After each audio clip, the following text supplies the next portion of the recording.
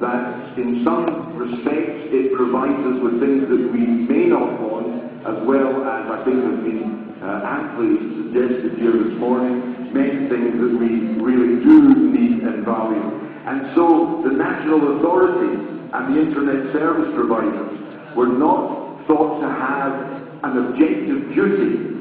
to combat spam 100%, because this is something which is impracticable, and therefore the court could not require the internet service provider to make absolute perfect arrangements so that as you see it, your infringement of your privacy was intruded on by the reception of spam messages. It's sort of, you have to be a bit tolerant about this. It's not that there should be no efforts made by the ISP, but everybody understands that this is not necessarily something that anybody can absolutely control any more than a state or a city can control. If I want to walk down the main street or streets of my city at night, my city, I'm not speaking about Dushanbे, foreign minister, which I'm sure is absolutely safe and it's absolutely no problem even at 3 a.m. But it would be like requiring your municipal authority to ensure 100% that there would be no threat to your physical integrity at night. Obviously there is a balance between providing an adequate police force and an adequate sort of security mechanism, but nobody would expect to be 100%. No, you couldn't sue the municipality for negligence because of its failure in a specific case. If one was attacked in the street at night, however undesirable that might be. So that's a very general sort of case which I think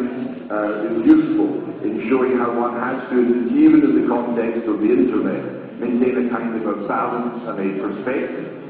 Let me, if I have time, Mr. Director, just go into a little more detail into this very interesting case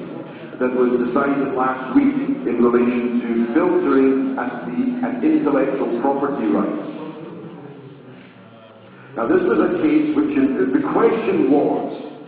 whether European law permits member states to authorize a national court to order an ISP, an internet service provider, to install on a general basis as a preventative measure, exclusively at its expense and for an unlimited period, to filter electronic communications for the purpose of identifying illegal peer-to-peer file sharing downloads in a music context. You're probably rather familiar with this notion of peer-to-peer file sharing, where people get access to musical delights, and the problem that the collecting society or the composers have is that somehow that avoids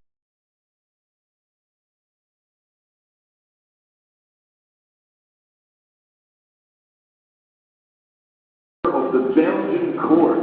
in this particular case, which, as I emphasized, was for on a general basis, as a preventative measure, exclusively at its expense and for an unlimited period. How should that be treated? The Belgian court and indeed the Belgian Court of Appeal were minded to agree with SABAM, which is the Belgian Collecting Society for Authors' Royalties, that the internet service provider was sort of facilitating access to SABAM's musical catalogue from the internet, which meant that they didn't have authority to do so, they had to be lied to, and of course more importantly, from their point of view, the composers of the music were not getting the royalty payments, which they of course think that they are entitled to. And the Brussels Court of First Instance ordered Scarlett on pain of a periodic penalty